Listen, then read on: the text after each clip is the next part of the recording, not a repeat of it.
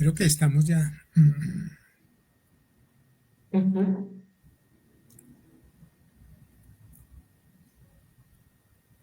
Adelante, Clarisa. Vamos a ver las imágenes de...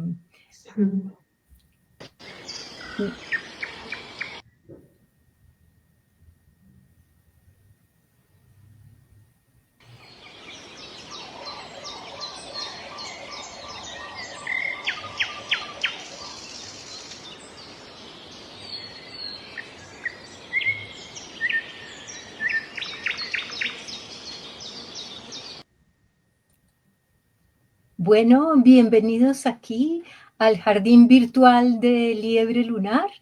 Estoy con María Sol Caicedo y Javier Gil y les damos la bienvenida a estos diálogos en torno a lo biocultural que acompañan el concurso departamental de huertas biopoéticas de Boyacá 2025. Este es un proceso que se realiza gracias al Ministerio de Cultura, a las Secretarías de Educación y Cultura de Tunja y de la Gobernación de Boyacá, al Centro Cultural de Tunja del Banco de la República y a las empresas Indubotón y Veolia Aguas de Tunja. Hoy, gracias a nuestras amigas Liliana Borges de La Enredadera y Omaira Romero de La Huertulia, tenemos como invitada especial a Diana Obando Balbuena, escritora, artista de la cerámica, estudiosa de la herbolaria, onironauta y politóloga, magíster en escrituras creativas de la Universidad Nacional de Colombia. Ha trabajado en proyectos de memoria histórica y reparación colectiva, como el que desarrolló con la Organización Femenina Popular, de la cual formó parte junto con otros 6 escritores. Fue ganadora del Premio Nacional Elisa Mojica en 2022 con Erial, un hermoso libro de 18 relatos cortos que exaltan la oralidad y las relaciones ancestrales, publicado por la editorial Laguna en 2023. Es también coautora con Sara Ordóñez de Plantas de Ciudad, un fanzine de Impar en 2022, y de 7 plantas, historias de la gente sin nombre, también en Impar.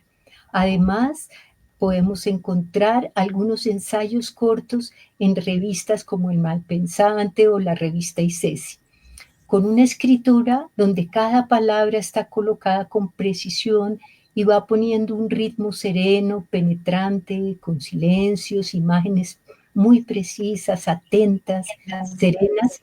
Diana logra entrelazar lo personal, la memoria, el cuerpo, la sensibilidad, la intuición con lo colectivo, con esas violencias de nuestro país, de nuestra vida diaria, con esa necesidad de justicia, de equilibrio y de comunidad.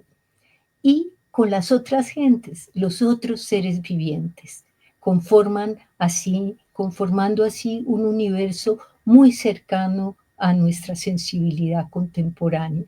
Su trabajo teje saberes filosóficos, científicos, feministas y ancestrales. Ella nos parece, en fin, una huerta diversa, referente de lo unido, lo interdisciplinar y lo autónomo, lo independiente, en comunidad. Por eso nos da mucho gusto cuando ella dice que no se siente autora. Mejor dicho, de ello vamos a conversar mucho. Bienvenida, Diana, aquí a Liebre Lunar y su concurso. Muchas gracias, Clarisa, por esa introducción tan linda. Y aprovecho para agradecer a Lili, que ha sido como el puente gracias al cual estoy hoy acá. Y un saludo pues a las personas que nos están escuchando o nos escucharán. Muy bien. Bueno, Javi. Nosotros, Javier, vaya, es que tenías el micrófono cerrado y no te escuché, perdón. pero es que no sé, no, pero Ya, Ahora sí, ya. sí, no, pero yo no lo tenía. Bueno, en fin, sí, te decía que bienvenida, que qué placer tenerte acá. y que sentimos que eres una persona muy, muy propicia para continuar estos diálogos en torno a un concepto que está buscando su forma, que es el que denominamos biopoética. Nosotros hemos visto que en tu trabajo y en tus entrevistas em, contraes una relación y una concepción con las plantas bastante más compleja de lo que usualmente tenemos, ¿no? Las consideras como en sus potencias, en su capacidad de afectar, yo diría que en sus modos de inteligencia y sensibilidad. Y creo que eso de alguna manera dialoga hondamente con esta idea de lo biopoético que tenemos nosotros, donde nos invita a pensar lo poético no solamente como una contemplación estética de unas plantas allá a lo lejos, ¿cierto? Hacer cuentos, relatos sobre las plantas, sino contraer con ellas una relación mucho más intensa, abrir una capacidad de escucha, diríamos, un poco desconocida en torno a lo que pueden hablar y en lo que nos pueden afectar las plantas como entes con agencias vivas, con una materialidad que podríamos llamar vibrante, creativa y expresiva. Entonces, mi primera pregunta, Diana, sería, después de todas tus incursiones literarias y pragmáticas con las plantas, eh, ¿qué has encontrado de qué es relacionarse con una planta? ¿Cómo hablan las plantas y qué claves de escucha nos piden las plantas para como comprender sus universos y y su capacidad de entablar diálogos con lo humano? Mm. Bueno, esa pregunta es bien linda. Me hace pensar, digamos, para empezar a responderla en primer lugar, em, en la primera vez que escuché a Abel, al maestro y sabedor Abel Rodríguez hablar de las plantas como gente, de las plantas y de los animales, o sea, como de todas las otras gentes en general. Hace muchos años, como a propósito de una explicación que le estaba realizando sobre su cuadro que está en este momento en el Museo Nacional, el del árbol de la vida, el árbol de la abundancia, perdón. Eh, y cuando él estaba haciendo la explicación de la pintura o de la acuarela, pues era muy bello porque en la parte bajita, como junto al árbol, había una serie de animales y él siempre decía como esa gente que fue y subió y trajo el hacha y estaba hablando del zorro o del pecarío, ¿no? Entonces, eso fue hace un montón de años, pero para mí fue como un momento como de una pequeña epifanía y alrededor de am, como una claridad que yo ya tenía a nivel más, no sé, como conceptual, por la formación que yo había tenido en ciencia política, pero esto era ya una manera más viva y más como material de relacionarse con esas otras gentes cotidianamente desde ese entendido que son otra gente. Yo, digamos, había llegado un poco a esa claridad a través de Deleuze y Guattari y de pensar como en esto del empirismo trascendental, que es una suerte de animismo filosófico según el cual pues todo está vivo y todo potencialmente es una individuación. Me acuerdo mucho como con mucha felicidad de haber leído Mil Mesetas y encontrar como esta descripción que hay un momento en uno de los capítulos sobre cómo incluso un pedazo de tierra desbarrancándose puede llegar a ser una individuación, ¿sí? No un individuo, sino una individuación. Entonces como que yo tenía esa claridad como conceptualmente, pero no había logrado bajarla como a aterrizarla a algo concreto. Y después de haber escuchado a Abel, pues empezaron a pasar, por supuesto, ese fue un momento como de claridad y empezaron luego a pasar otras cosas, pero fue un momento bien importante. Entonces, creo que ahí está como, como la primera clave o como lo primero que uno tendría que desaprender, que son las distinciones entre lo vivo y lo inerte, que creo que es la primera distinción a partir de la cual empiezan a ramificarse todas las demás distinciones entre animal y humano, que es tal vez la más absurda de todas, y entre cultura y naturaleza, ¿no? Entre, sí, como, digamos, todas las distinciones que en cascada empiezan a bajar a partir de distinguir lo vivo de lo inerte, que es muy interesante porque precisamente la ciencia en los últimos tal vez 30 años ha venido encontrando que no es tan fácil hacer la distinción entre lo vivo y lo inerte, o sea que al final lo que consideramos vivo son como los seres que tienen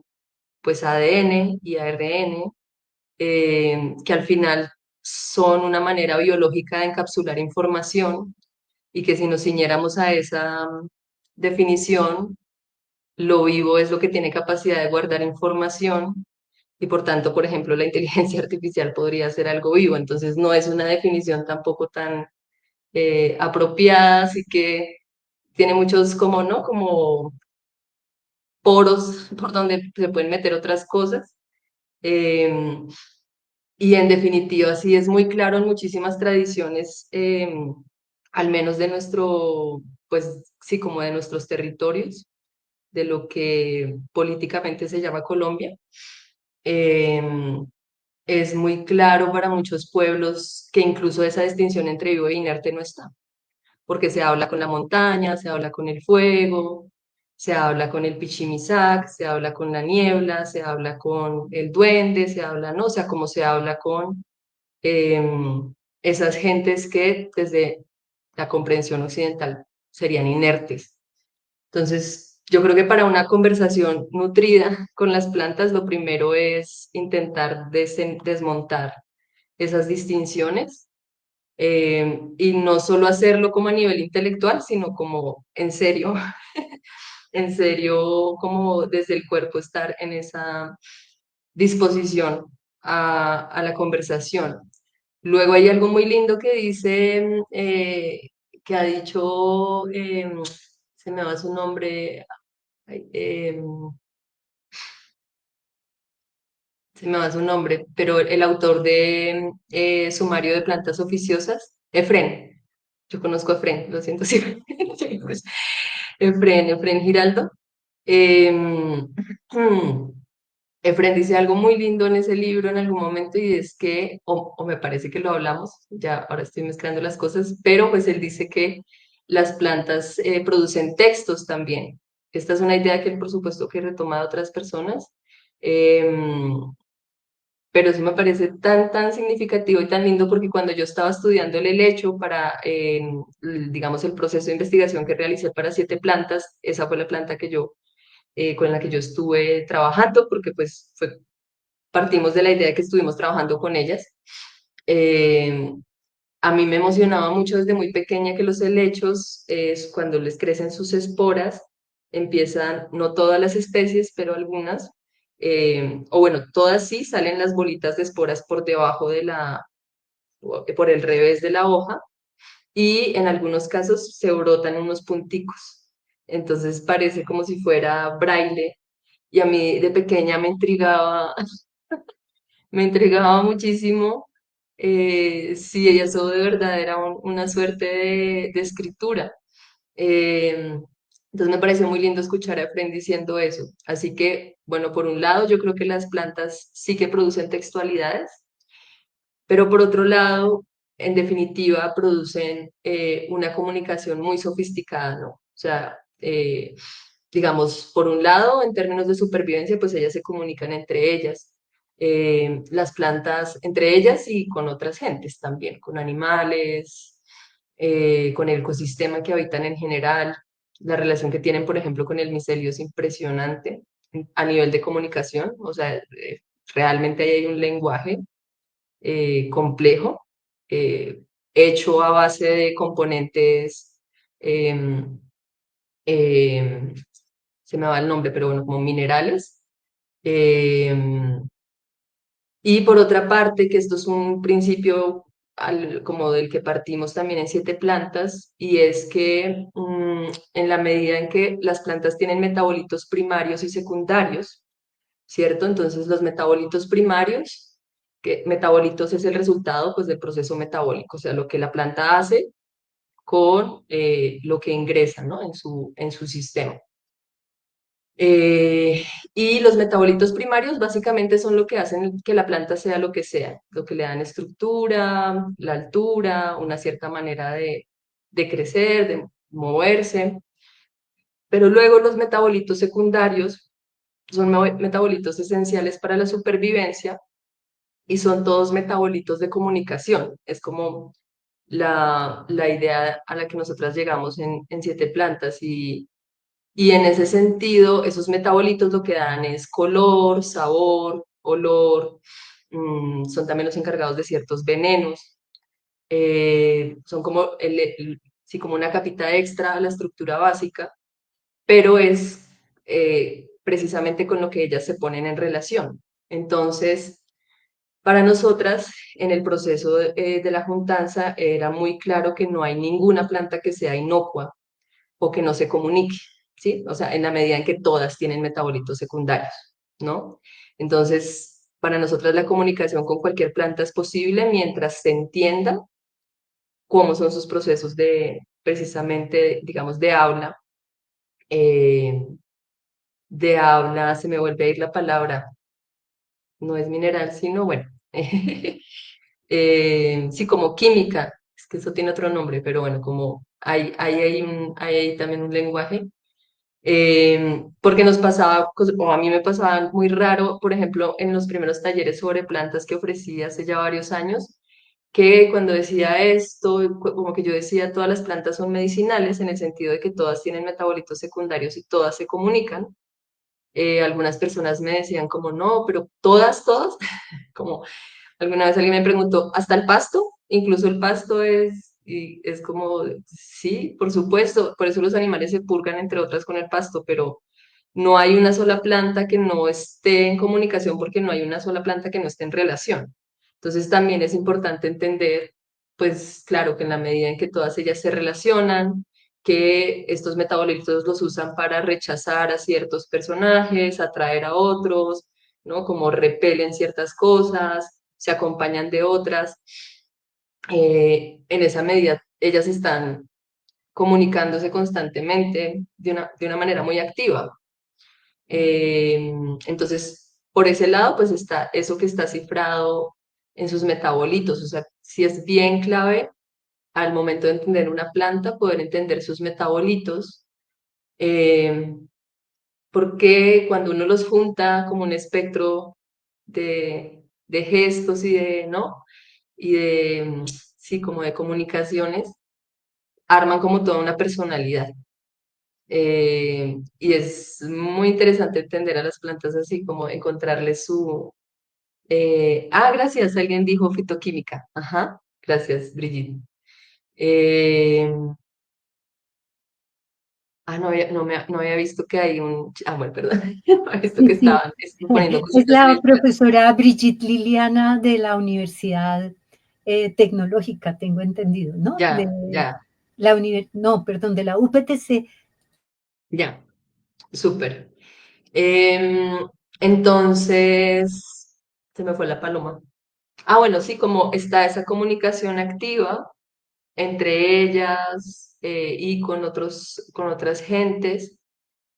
Eso por un lado, y por otro lado, para, digamos, ese proceso de comunicación es muy importante, pues por supuesto la escucha, como afinar la observación, afinar la contemplación, que parece una obviedad, pero que creo que sinceramente es difícil desarrollarla en la ciudad en concreto. O sea, yo estuve viviendo un tiempo relativamente largo pues en una vereda yendo hacia Totoro en el Cauca, como les te estaba contando ahorita.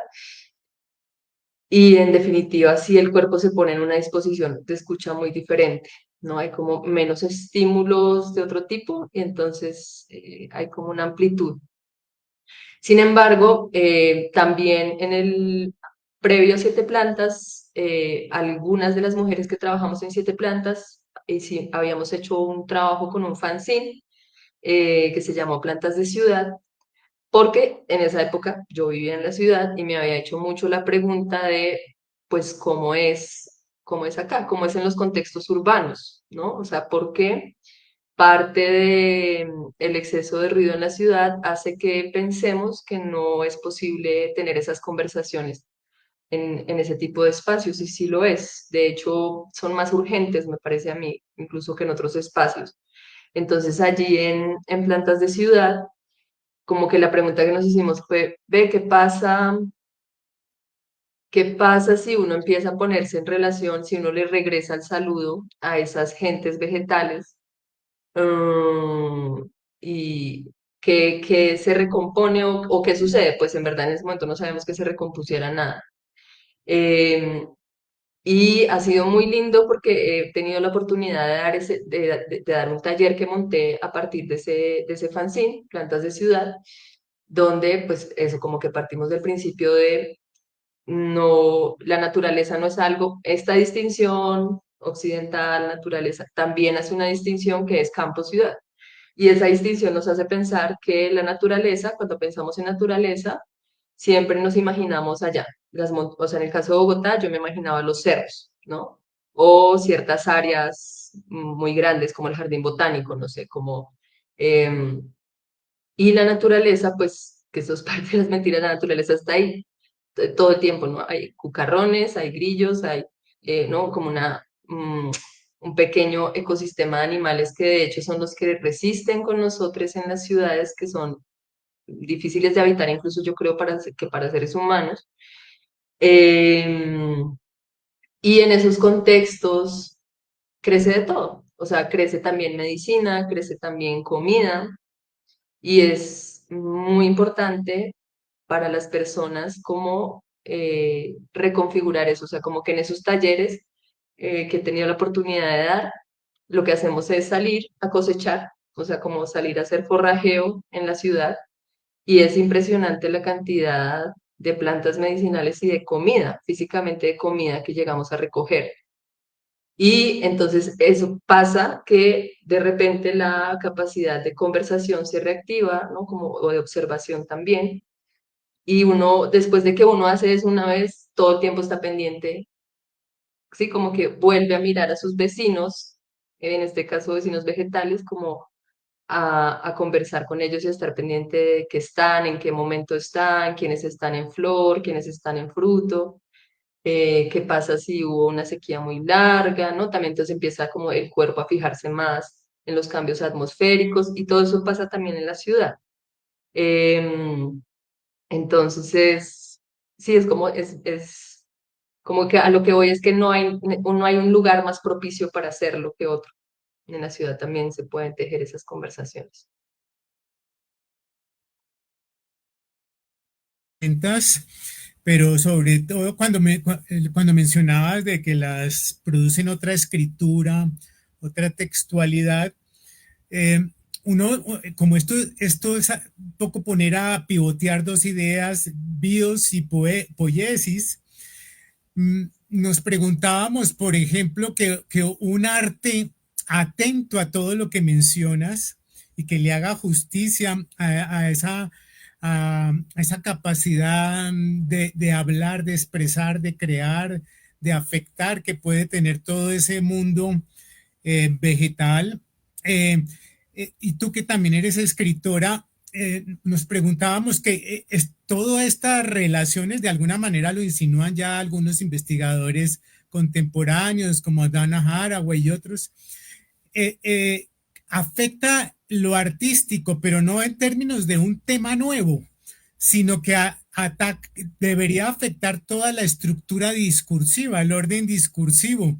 Es decir, no se trataría solamente de cambiar los temas, sino que qué pasa cuando una planta tiene capacidad de agencia, cómo darle voz al interior de un texto, ¿cierto? O un artista plástico, yo vengo más de esos terrenos, ¿no? ¿Cómo se alteran las fronteras entre lo que es inteligible, no inteligible, lo sonoro, cuando algunos sonidos, palabras, ruidos empiezan a tener una capacidad de señalar algo, es decir, todo el régimen de lo audible, ¿cierto? Se altera y cómo altera eso, repito, como lo que puede hacer el arte si entra en si se sitúa al interior de todos estos desplazamientos, ¿cierto? Y preguntaba si te planteas ese asunto que, repito, no es tanto cambiar el contenido, sino las lógicas discursivas y las lógicas relacionales con que hacemos mundo. ¿Sí? Ujú. Sí, completamente. Pues por un lado, yo creo que lo primero es que es inevitable empezar a trazar otra relación con el territorio que uno habita cuando trabaja con las plantas. Por eso que les decía, es como, en definitiva, ellas por pura, no sé, como cotidianidad, necesariamente, entonces uno empieza a estar más pendiente de otros signos, ¿no? Como, y no solo estoy hablando como en función de la agricultura, por ejemplo, que es una opción, como de estar pendiente de los ciclos de la luna y demás, sino de cosas muy sutiles, como por ejemplo, si está viendo heladas, ¿no? Y qué les está pasando a ellas con eso. Mm, si no está lloviendo, si el régimen de lluvias está muy, muy bajito. Entonces, una misma, porque sí hay como un cierto adormecimiento y nuestra comodidad, pues por supuesto, digamos, la comodidad de una casa cerrada y demás, hace que uno esté un poquito más perdido de esos, de esos signos que hay constantemente. Entonces la relación con las plantas en definitiva genera como una expansión de las posibilidades para relacionarse con el territorio. Eh, y por otra parte, respecto como a esas posibilidades de la comunicación que pasan por otra cosa que no necesariamente es el lenguaje, o sea, no necesariamente es un proceso solo de escucha y tal, aunque la escucha es muy interesante, hay gente que hace cosas muy brutales, por ejemplo, Cosmo Sheldrake, y bueno, como esta gente que produce música a partir de los sonidos que generan en ciertos hertz las planticas y esto. Em, También pasa, pues de nuevo, voy a repetir mucho esto, pero pasa por el cuerpo. Entonces, una de las cosas como fundamentales que hicimos durante el proceso de investigación, tanto para siete plantas como para plantas de ciudad, fue convivir con la planta que estábamos trabajando. Y entonces, por supuesto que empiezan a pasar cosas a niveles de otros sentidos. Por ejemplo, en el caso del helecho, yo trabajé el helecho mucho por la piel, a través de la piel. ¿Cómo llegué a esa conclusión? Pues en principio fue como una consulta más a nivel energético, como sentarme a consultarle a la planta, pero también la observación. Entonces, hay muchas hojitas de lecho, muchas plantas de lecho que tienen como unos pelillos eh, que, digamos, como llevados al cuerpo, a veces generan, yo tengo la piel muy sensible, entonces a veces, ay, gracias por la imagen, a veces generan como picazón y demás, pero me impresionó mucho que luego de, o sea, como que lo primero que hice fue unos ensayos, hacerme baños en agua fría, porque en agua caliente generalmente esas vellosidades lo que hacen es como exacerbarse, como su efecto de punzante. Y cuando me hacía los baños, claro, como mi piel se enrojece muy fácil, se enrojecía, pero enseguida luego quedaba increíblemente suave y investigando, pues resulta que el helecho efectivamente tiene una relación ahí con el colágeno bien importante y resulta, o sea, después encontré que efectivamente se lo usa en la industria como del, ¿cómo se llama? La industria del maquillaje y esto para producir ciertas cremas y cositas así para restablecer la piel. Entonces la investigación es como empieza a pasar por los poros, o sea, empieza a pasar por otros sentidos, ¿no? Eh, y llevar eso, por ejemplo, a texto, pues por supuesto que es un proceso muy diferente a llevar la escucha o la palabra a texto. Esta imagen que está ahí en este momento en la pantalla es de parte del proceso de investigación de Ana Milena Gómez, que fue una de las 7 mujeres con las que trabajamos en 7 plantas. Varias de ellas eran artistas plásticas, pero en definitiva todas llevamos bitácoras del proceso de investigación.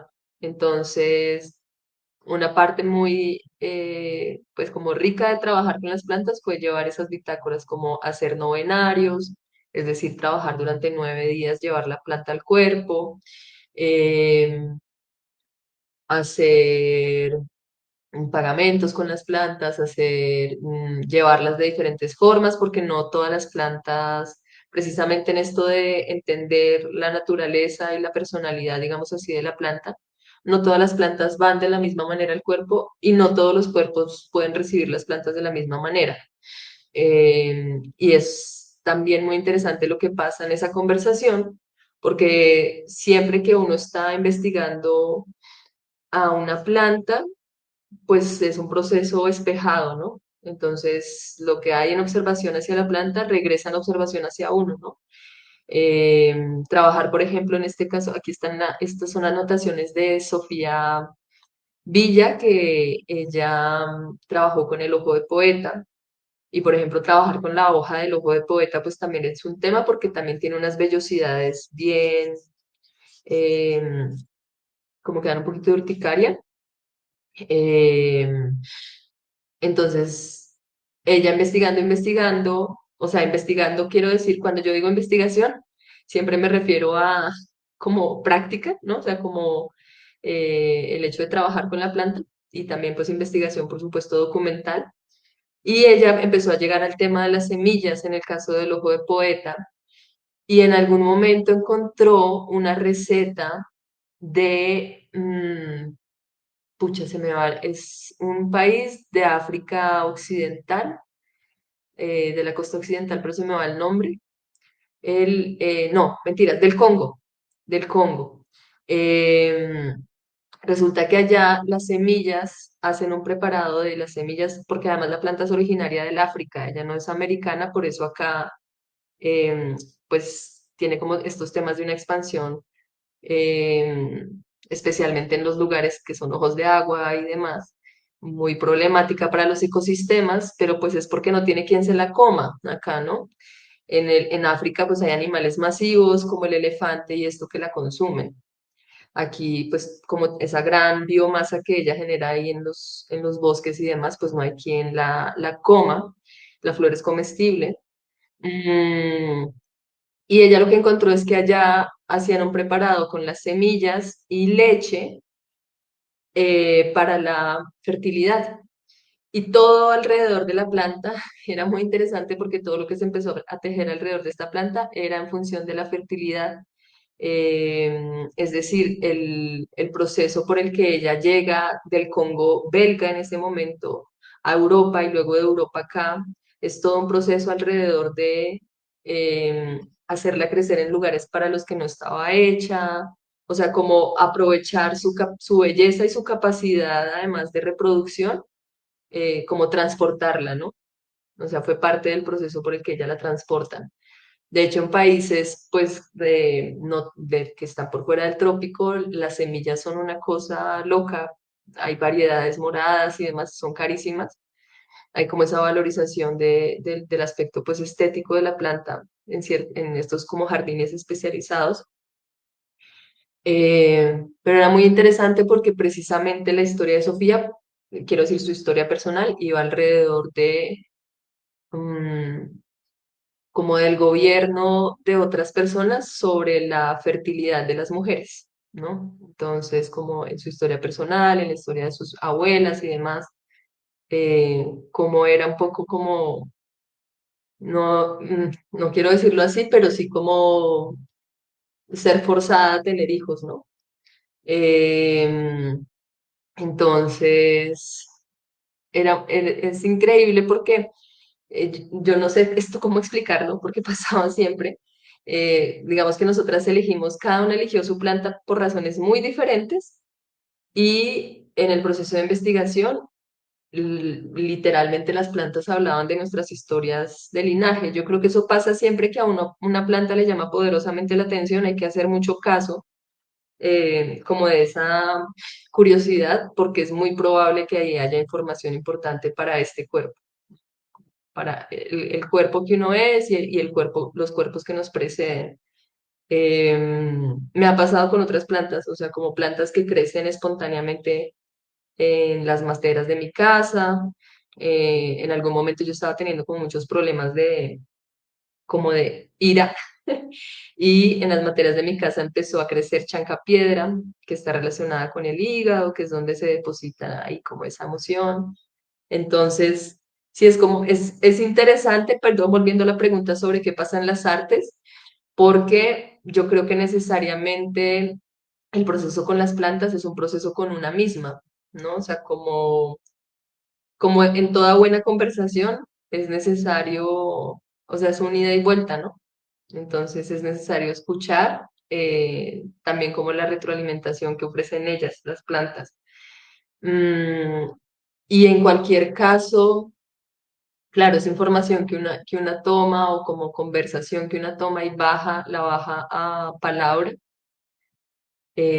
humana. Mm, pero hay como, realmente hay registros muy difíciles de llevar a palabra. Entonces, en el proceso, nosotras, por supuesto que esto quedó un libro, pero hay toda una parte del proceso que no pudo como condensarse en libro, en palabra escrita, sino que acabaron siendo piezas de cerámica, acabaron siendo, sí, como tejidos, amuletos, ¿no? Como otra serie de materialidades afines a lo que, sí, a lo que se estaba como descargando en información. Em, y creo que eso también es muy rico en trabajo con las plantas, como que ellas mismas van dando como el tono de cuál es el trabajo apropiado. En el caso del helecho, por ejemplo, como les decía, yo lo trabajé casi todo el tiempo llevándolo a la piel y en algún momento me pareció que la manera más pertinente de como imprimir o sí, como cargar su información en algún objeto. No sé si esa fotografía esté por ahí, pero bueno, era pues llevándola a tela, o sea, hacer como la impresión en tela y calor. Eh, y fue muy tremendo porque eh, en algún momento de mi proceso, o sea, como que yo hice eso intuitivamente, como los baños y luego, o sea, todo era como con el tema de la piel.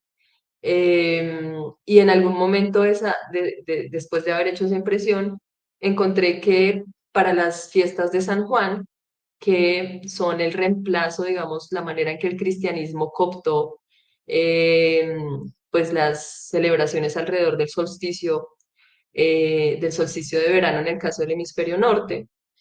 eh, y entonces se llama la fiesta de San Juan, que es el 22 de junio, que viene a ser pues precisamente el solsticio o el Inti Raymi en el hemisferio sur. Y durante las fiestas de San Juan, que igual alcanzan a tener como unos dejos de lo que antiguamente se hacían en estas celebraciones paganas, usaban el helecho. Entonces, el helecho, el grandote, el helecho real, creo que se llama ese. Y lo que hacían era que se internaban en el bosque tres personas, dos mujeres y un hombre, recogían las esporas y supuestamente esa noche, esta es la foto del helecho, eso es sobre tela, está impresa la planta. Y supuestamente esa noche, de la noche de la fiesta de San Juan, al helecho le crece una flor. Entonces la gente salía a buscar esa flor, que pues, es decir, puede ser una flor metafórica, porque claramente el helecho a ningún helecho le crecen flores, es una planta muy antigua, es una planta que existió en la tierra antes de que existieran las plantas con flores, precisamente. Em, pero recogían las esporas y las ponían precisamente en un paño en un paño blanco y así se guardaban y eso era un amuleto que servía para sanar gente, para cuidarse cuando uno estaba enfermo y demás. El helecho es muy importante como en esas tradiciones paganas del norte de Europa. O sea, se repite mucho, también se lo asocia con Saturno, bueno, y con los Saturnales, que ya son para el solsticio de invierno. Es una planta bien importante, pero lo que iba es que las plantas mismas, como su complexión, su estructura, su manera de dejar color o aroma, van dictando también, pues, los medios, en el caso de que uno trabaje artes, los medios más apropiados, pues, para, ¿no? Como agarrar esos textos, esas textualidades. Entonces hay unas plantas que, claro, que pintan un montón, hay otras que no, que hacen otras cosas. Eh, entonces eso.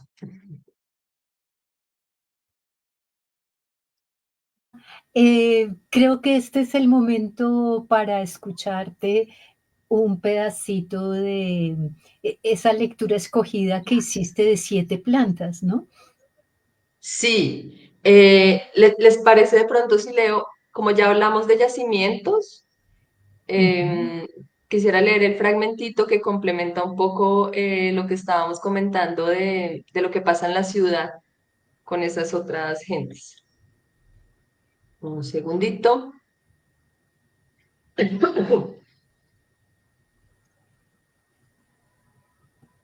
Voy a extenderme un poquito porque es un poquito desde arriba. Oh, no es bueno. A ver, voy con este.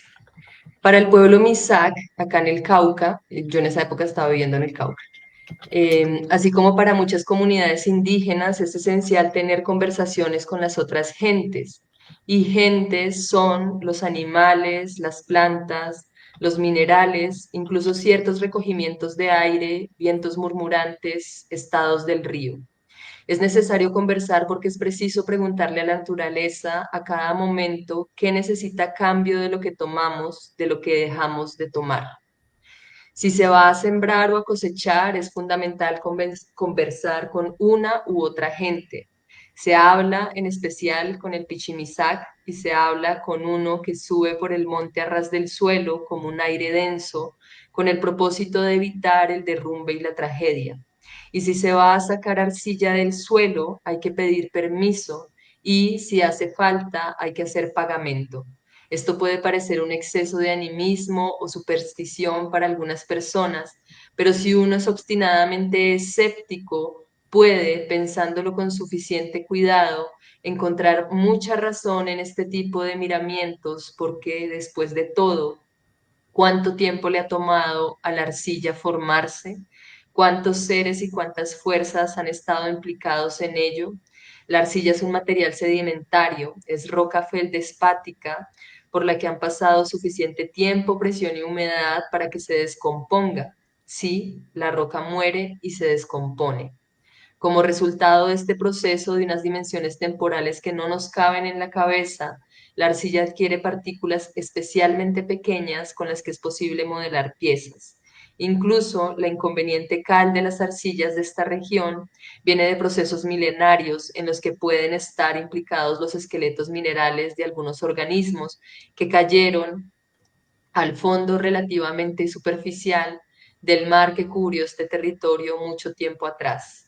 Si una persona piensa con suficiente atención en toda la fuerza elemental, el azar, que no por fortuito deja de ser un milagro, y el tiempo, que resultaron en una específica formación de tierra, puede experimentar al menos un poco de pudor antes de animarse a sacar un baldado de arcilla. Y ahí pues eso hablo como de una profesora que precisamente me enseñó a sacar arcillas de construcciones, cuando hacen construcciones en Bogotá, como ir uno con el baldecito y aprovechar y sacar arcilla de los pozos pues que abren. Y entonces aquí viene este pedacito. La última vez que estuve en Bogotá me di cuenta de algo más. Hacer conversación con las otras gentes no depende, al menos no únicamente, de que éstas hablen mucho o poco. Me parece que tendemos a pensar, tal vez con demasiada facilidad, que las relaciones con la naturaleza son difíciles y escasas en el contexto urbano. Es seguro que allí hace falta una escucha que no solo es difícil intencionar, sino sobre todo mantener. De hecho, no creo que pueda adjudicarme casi ningún mérito por los cambios que el puro y rudimentario hecho de vivir en esta montaña generó en mí, pero creo con sinceridad que estas conversaciones son posibles si uno está suficientemente atento, por ejemplo, a la generosidad de las plantas que crecen en la ciudad, sin que casi ninguno de nosotros les corresponda adquiriendo el alimento o la medicina que ofrendan. Muy hermoso, gracias. Ese es el yacimiento allá en Totora, ¿no? Cerca de Totora. Sí, sí, cerca de la vereda donde yo vivía.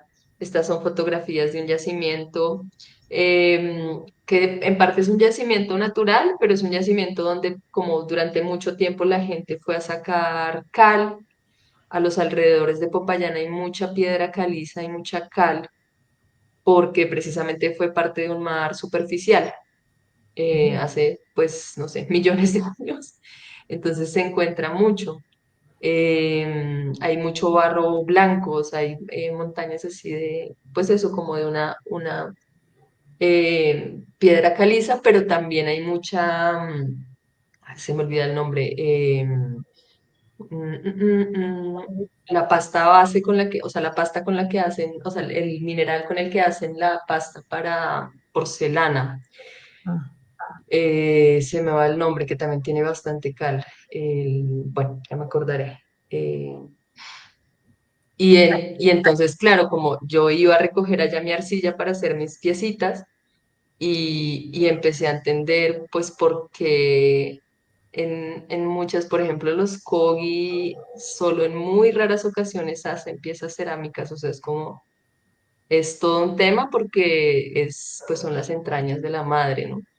Y, y realmente hay que, solo si uno necesita, solo de cierta manera, pidiendo permiso, como hacer esos procesos de extraer.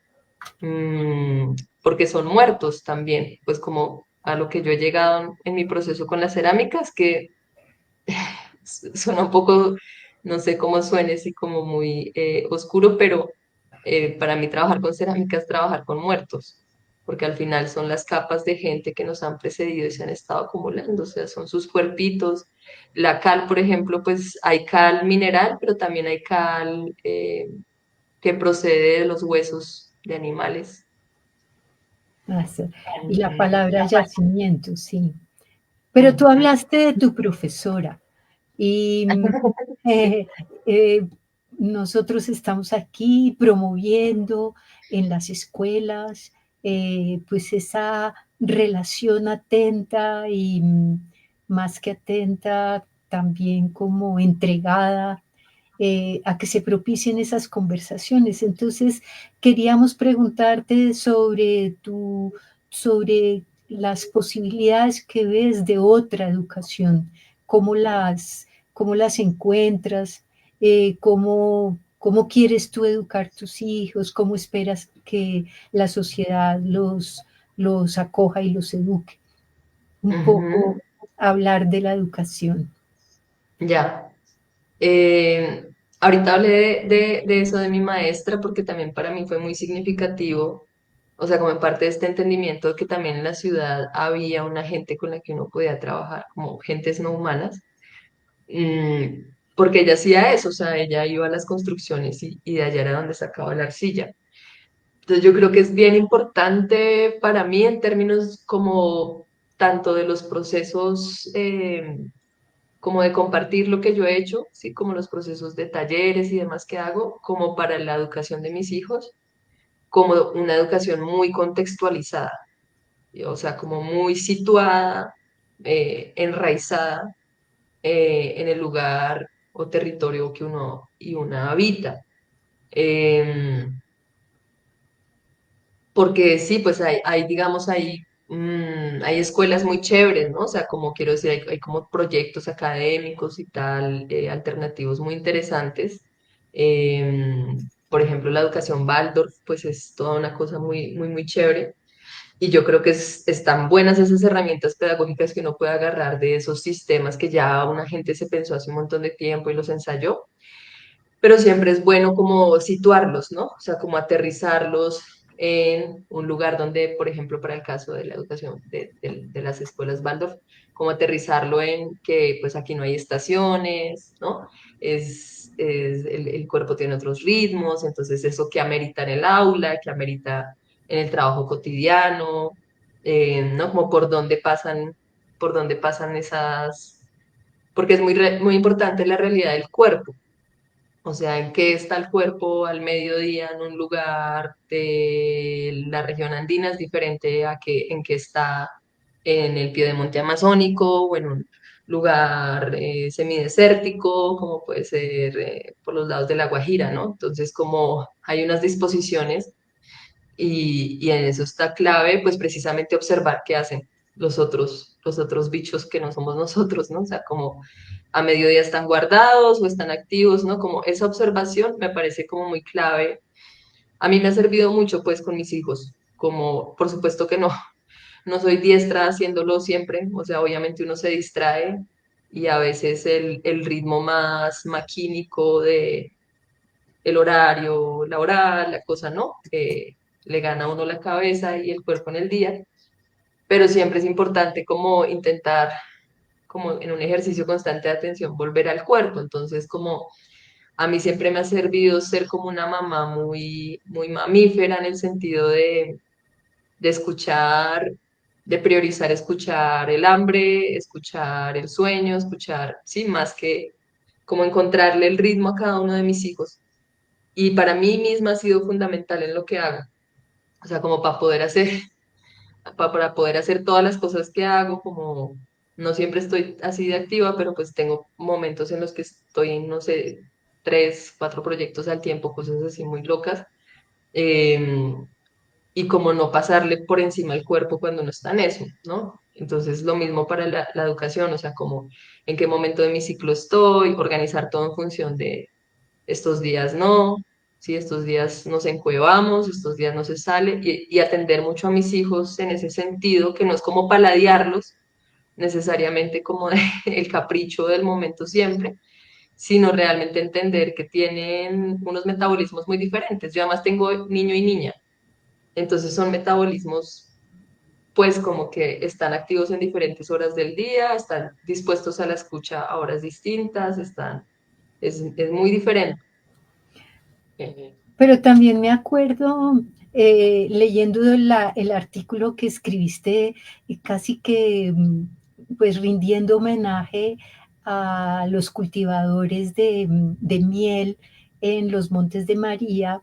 El personaje que de Don José, creo que se llama, Sí, sí, sí. te habla de que a él la literatura, él no le cree a la literatura, porque él dice que hay que creerle a la tierra, a lo Lo que, que uno ve.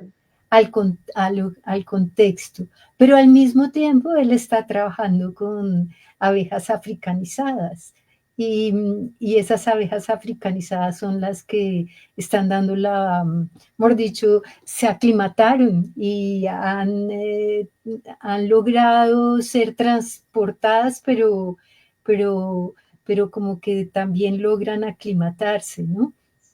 Ujú. Ahí Sí, como, sí, uno puede ser trasplantado, ¿no? Como, ajá.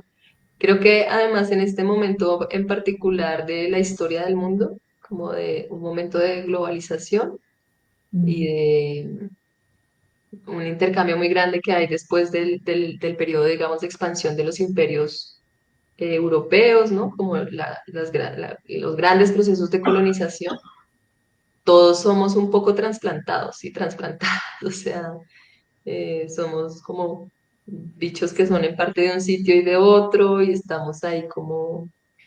Yo creo que es muy, en ese sentido también es importante atender pues a la realidad de los cuerpos que están, porque sin decir que hay especies que no son nativas, que pues que son la embarrada porque realmente generan unos impactos muy fuertes en los ecosistemas, creo que ya están ahí, es bueno ver entonces cuál sería la conversación con ellas, ¿no? ¿Cuál puede ser una función potencial? Porque digamos también la ilusión de erradicarlas todas, ya que están ahí, sigue siendo una ilusión desde la perspectiva occidental de que la solución es el borramiento, ¿no? Eh, entonces, por ejemplo, en el caso, no sé, es que pienso mucho una conversación que tuve larga con un amigo que es ingeniero forestal, y él decía, pues sí, el eucalipto es un problema, es un tema, el secamiento de suelos, pero al final también ellos le regresan mucha humedad al aire a través de las hojas. O sea, son unas plantas que hacen eso también. Entonces, como, ¿cuál es ahí la conversación con los eucaliptos o qué? ¿No? Porque es decir, están ahí eh, y acabarlos todos. Entonces, ¿qué pasa cuando llegan unos o cuando uno llega a un lugar donde ya hay eucaliptos? Como que eso es toda una. Estoy diciendo algo muy, ¿cómo se dice? Bueno, es toda una conversación en la que hay muchas perspectivas, porque también, por ejemplo, están pues todos estos procesos de tala que han decidido hacer en el Cauca, pues las comunidades con estas monocultivos de pino de la, ¿cómo se llama esta multinacional? La Chinchinchin-Capa. eh, Como que si ellos sí creen que eso no es bosque, que pues que efectivamente sería lo mismo que tener ahí cemento o lo que fuera, entonces han ido a talar, a hacer procesos de tala así masiva. Entonces, bueno, yo creo que hay todas perspectivas que están bien. Pero sí creo que ya en el caso como particular a mí me pasó, por ejemplo, de llegar a la parcelita donde viví un tiempo y decir, bueno, pucha, ya hay dos pinos inmensos que ya son unos tremendos ancianos sembrados, como que pues el pino tampoco tiene la culpa, sí, de estar ahí puesto. Entonces, bueno, cómo conversa uno con un pino ahí en la mitad de la parcela, qué se puede hacer, para qué sí sirve, ¿no? Como encontrarle los modos. Mm. Y volviendo a la educación, queríamos también escucharte hablar un poco de tu relación con la oralidad, que nos regresa también al tema de la educación, ¿no? En cierta medida. Sí. Uy, esa es una historia larga, pero no sé si voy a dar una respuesta un poquito larga. Para mí la oralidad ha sido importante toda la vida. Yo creo que para muchas personas, si generacionalmente están todavía cerquita del campo, ¿no? O sea, como mi papá nació en el campo, recién a los 12 años migró hacia la ciudad. Eh, Él nació pues en La Palma y luego estuvo viviendo buena parte de su infancia en Chicago. Y de ahí para atrás, pues mis abuelos son todos personas de origen campesino. Entonces la oralidad era una cosa muy clave en la vida cotidiana y como en los momentos de estar y de compartir. O sea, básicamente era sentarse a escuchar historias. Siempre que visitábamos a mis abuelitos en la finca o a los bisabuelos o cuando estaban vivos, siempre era como juntarse por la noche en la cocina, los grandes, a escuchar historias de miedo y los chiquitos a escuchar a escondidas. No nos dejaban porque eran muy miedosas. Entonces yo crecí como mucho alrededor de la palabra. A mí hablar me parece muy importante como conversar y eso, como con esa cosa del fogón. Y es muy tremendo porque yo he visto, o sea, para no ir tan lejos, digamos, a las tradiciones, pues como indígenas o ancestrales, incluso en las tradiciones campesinas, la oralidad es fundamental para contarse, ¿no? Para relatarse la historia de la familia, etcétera. Entonces, muchas de las historias que yo escuchaba pequeña, que eran historias muy miedosas, de apariciones, de fantasmas, de huacas, de muerticos, pues al final eran memorias sobre la violencia, ¿no? Como la época de la violencia, como que realmente después investigando, pues lo que yo encontré es que cuando se estaba hablando de un sitio que era la Puerta de Trancos, donde sonaban hachazos cuando la gente pasaba, pues era que ahí mataban gente, la picaban, ¿no?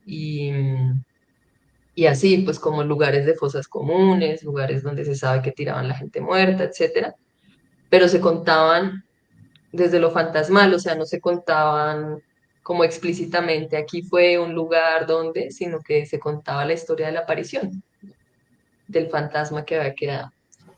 Entonces, como que eso para mí, y bueno, ya historias como del duende, del diablo, de la bruja, de no sé qué, eso era como en lo que crecí. Además, en una época que en esas fincas, cuando yo era chiquita, no había ni siquiera luz, sino que eran las lámparas de gasolina y de aceite, entonces había una cosa muy miedosa. Eh, y ya luego, pues yo como que crecí con ese interés y tuve luego la suerte pues de conocer algunas personas, sabedores y sabedoras, de poder sentarme a gente. Entonces sí, yo creo que la oralidad es brutal. Eh, Primero porque es mentira que es imprecisa, o mejor dicho, eh, precisamente porque está blanda y porque cada hablante le va como pegando material, ¿no? Es como, entonces tiene una densidad semántica muy interesante la oralidad. La oralidad, o sea, como la misma historia puede ser una cosa muy distinta en la boca de uno y en la boca de otro, incluso si es exactamente los mismos hechos, el orden, ¿no? Eh, y eso no necesariamente es un problema, ¿no? Como en términos de la transmisión de saberes o de memorias, yo creo de hecho que es una ventaja porque son como que más moldeables y en ese mismo sentido más hablándole a la realidad, más adaptables a la realidad del momento de cada generación. Sí, entonces está claro, por ejemplo, en los libros de Reichel Dolmatov, que en diferentes tradiciones orales ha habido unos cambios importantes en la forma de los mitos que respondieron a la llegada de la colonización española, por ejemplo, ¿no? Entonces, como que ese choque alcanza a permear las tradiciones y entonces los mitos se cuentan de otra manera, pues porque por supuesto los cuerpos están en otro momento, en otra realidad, y es importante que los mitos sean pertinentes, sean útiles a la tarea colectiva de subsistir y de entender las tareas y el entorno.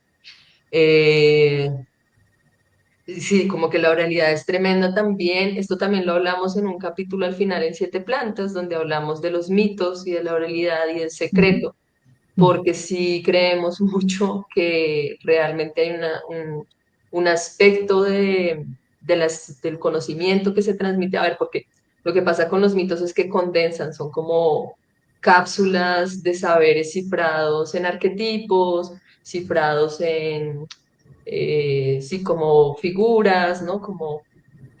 Entonces, esa condensación de sentido, si uno la escucha literalmente, pues puede ser que le parezca muy elemental o lo que sea, que a lo mejor eso fue la mirada que arrojaron sobre eso, pues los colonizadores, ¿no? O muy fantasiosa y demás, pero en los estudios que nosotras hemos hecho de historias de tradición, todas son una aglomeración de información muy brutal, o sea, de información y de manejo del territorio, o sea, de verdaderamente manuales complejos de instrucciones sobre cómo relacionarse con el ecosistema y cuál es la función de nosotras, estas gentes, estos bichos humanos en el ecosistema. Porque también eso es muy problemático, digamos que la propia mirada eh, colonizadora y occidental nos ha hecho pensar que nosotros somos ajenos al ecosistema, en el sentido de que somos o bien los dominadores del sistema o bien unos bichos increíblemente dañinos y problemáticos. Y la realidad es que somos muy importantes ecosistémicamente los seres humanos también, ¿no? O sea, como la selva es claro, hoy en día por diversos estudios es clarísimo que ha sido sembrada generacionalmente. O sea, la selva no es como esta ¿no? Como alboroto de natural, ¿no? Como exacerbadísimo de naturaleza virgen, ¿no? Como esta idea de que no ha sido tocada, de que realmente la selva ha sido sembrada chagra a chagra durante miles de años. Y si hay un proceso en el que hay unas plantas que crecen más, porque deliberadamente se las ha sembrado con sus frutos y demás. Entonces, pues sí, ecosistémicamente, o sea, como que eso está bueno también recordarlo, que uno sí tiene su función, o sea, que uno puede no solamente dar un paso a un lado y no hacer mugre, sino que puede activamente participar del ecosistema. El tema es que esos sistemas de manejo del territorio se han ido perdiendo. Y ahí el asunto es cómo los recuperamos, que es un poco la pregunta que nos hicimos en Siete Plantas, que es como, bueno, entonces nosotras como personas mestizas pues no tenemos esos sistemas y especialmente pues en estos contextos que ya han sido más largamente colonizados y los sistemas pues de otras, sí, de otros pueblos o pues como de ancestrales están hechos pues para otros territorios y están cifrados de una manera que en definitiva uno va a ver algo que uno nunca va a entender. Si uno nunca ha estado en la selva de vivir y ha convivido con el tigre, con el jaguar, pues difícilmente va a entender la historia del jaguar.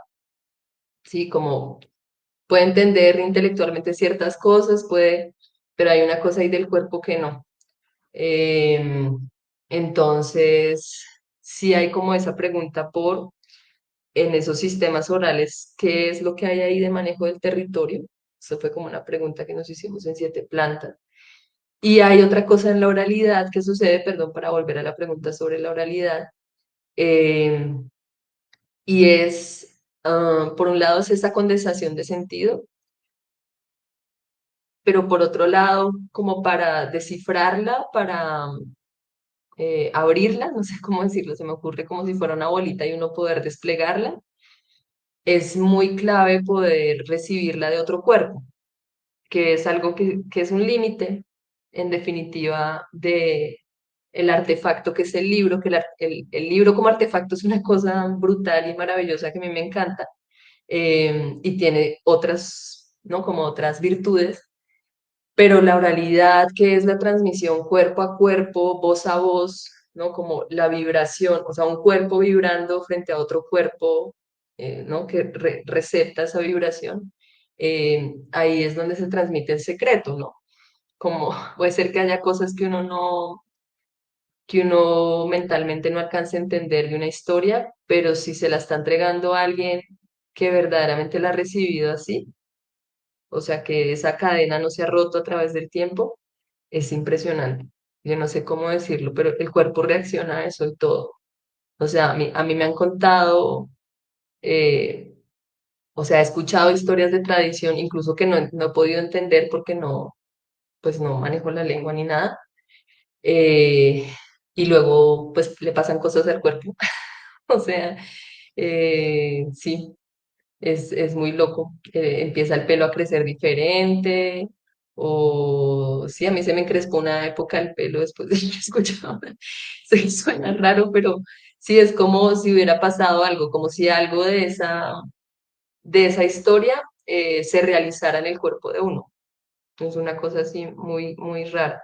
Y hay otra cosa muy interesante sobre las historias, y es que, pues claro, la lengua ahí es una cosa mm, como muy clave, o sea, la lengua en el sentido de, claro, las lenguas indígenas que son otra vuelta, pero también dependiendo de la lengua, pues hay una vibración particular del cuerpo, una manera de poner, afonar el aparato, entonces eh, es muy loco en ese nivel auditivo, pero también en el nivel de cómo se arma el sentido, por ejemplo, en la lengua Murru y Minani eh, no existe propiamente, o sea, en sentido estricto, no existe la conjugación verbal en pasado.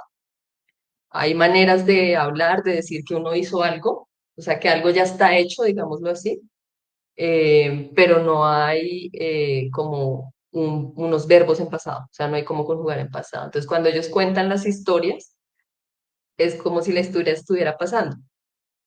Digo desde el entendido de uno que no entiende bien cómo funciona, pero sí se cuentan en presente, ¿no? O sea, Entonces uno participa, es que es una manera muy diferente de estar en el mundo, como donde todos los tiempos están sucediendo, ¿no? O sea, es definitivamente yo sí creo que la cabeza, si uno crece en una lengua que funciona así, pues la cabeza de uno claramente funciona distinto. Y el cuerpo, ¿no? Em, entonces sí creo que la oralidad es... Hace poco tuve la oportunidad de estar en Leticia, eh, con el mayor, se me olvida su nombre, no puede ser.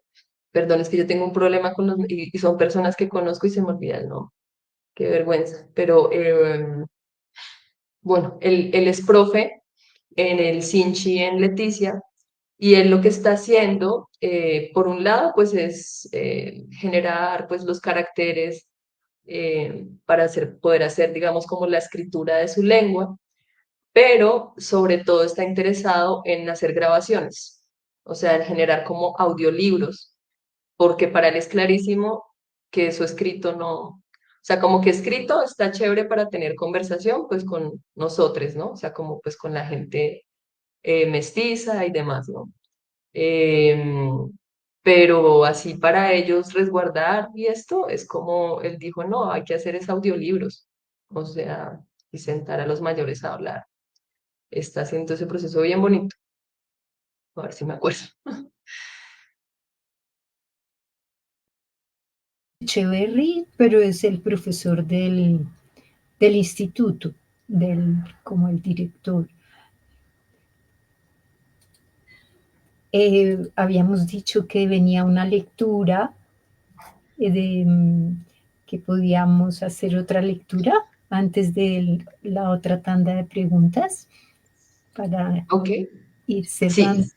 Sí, ay, no recuerdo. Voy a leer un pedacito de Siete Plantas. Perdón, es que lo tengo en digital. Y, ok. Es un pedacito. Escucha. Eh,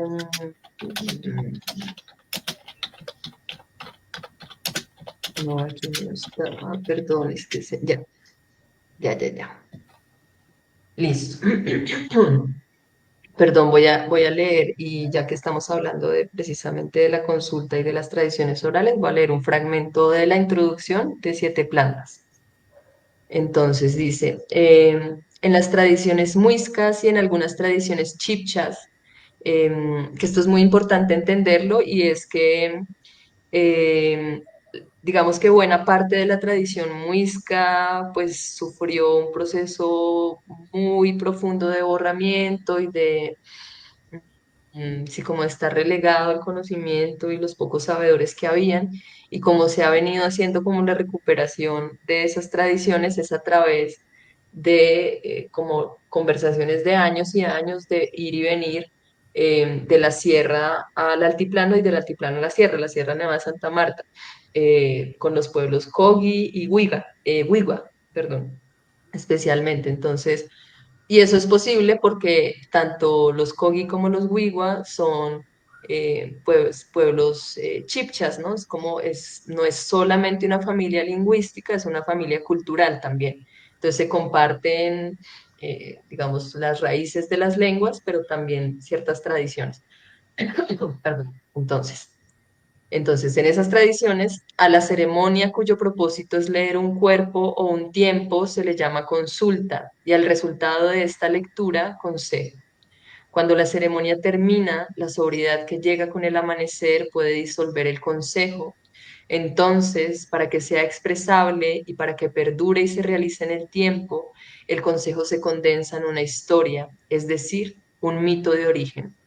Esta historia, junto con las aseguranzas y laza de algodón que se amarra a las muñecas y tobillos, permite recordar y caminar aquello que se reveló esquivamente durante la noche. No existe otra manera de que el consejo salga de la ceremonia a lo cotidiano. Con el tiempo y con la práctica llegamos a entender la verdadera función de la historia. Ella no es simplemente un artificio para incentivar la memoria o la evocación, ni tampoco tiene una función ilustrativa o moralizante. La historia en estas tradiciones nombra, pone en palabra la naturaleza y el carácter del muy específico cuerpo colectivo que se ha expresado durante la consulta, que la consulta viene a ser pues una suerte de ceremonia. Para destilar el consejo se recoge entonces la palabra hablada por las gentes humanas, sus pensamientos y lo que han visto o vivido durante los 7 días que preceden y los 7 que siguen al solsticio o equinoccio. Pero también se recoge la palabra hecha por estas y por las otras gentes. Y gentes son, por supuesto, las plantas, los animales y la funga, pero también las fuerzas atmosféricas y telúricas, los cuerpos de agua, cerros, densidades en el aire, el fuego que chisporrotea o se contrae en azul, la llovizna que aprueba e incluso una montaña desbarrancándose y la forma en que se mueve la manigua. Porque no solo el habla de los seres vivos es un texto, también las acciones de los seres inertes, cierta forma de moverse, una dirección por donde asomarse y otra por donde desaparecer, una manera de recogerse o desparramarse. En cada acción se cifra un aliento, una suerte de respiración que expresa un ánimo y una intención. Todo es signo durante la raja que abren en la materia y el tiempo cuerpos masivos como el sol, la luna y las estrellas en su larga conversación con la tierra. Por eso la ceremonia no es un oráculo en el sentido que solemos darle, pues no es una autoridad o un consejo de sabios el que responde a la pregunta formulada o el que revela el consejo. Ni siquiera lo revela una deidad o una entidad espiritual. Quien responde, quien trasluce el consejo, es el cuerpo colectivo, la suma de todas las palabras habladas y hechas en un determinado tiempo y lugar. Quien responde, por tanto, es el territorio.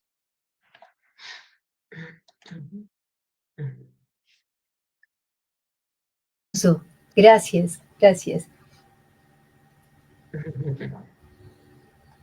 Diana, que hace ver justamente eso que hablabas de esos modos de individuación más colectivos.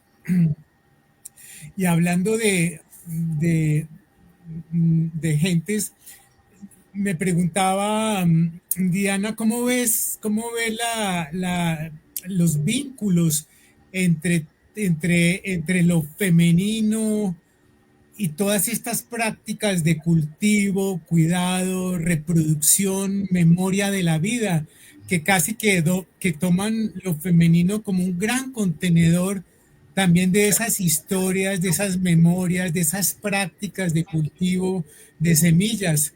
Creo que en alguna de las emisiones que te escuchamos, me parece que ahí mencionabas algo de Úrsula Le Guin, que es bien interesante al respecto, cómo ella opone, como en la novela clásica, muy heroica, muy masculina en términos de un hombre que apunta a una conquista, a algo externo, a un punto de llegada y oponía como la teoría esta de la bolsa recolectora más femenina, ¿no? Donde en vez de estar apuntando hacia a una intención externa, conquistar algo, está más en el presente, más recogiendo quizás las historias del territorio, momentos, instantes, como la mujer como una gran contenedora y esa práctica pues poco reconocida, digamos, literariamente, pero que ella reivindica muchísimo frente al relato heroico masculino, ¿no? Como, como esas prácticas más inmediatas, más sensibles y más ligadas afectivamente a la vida, ¿no? Ujú.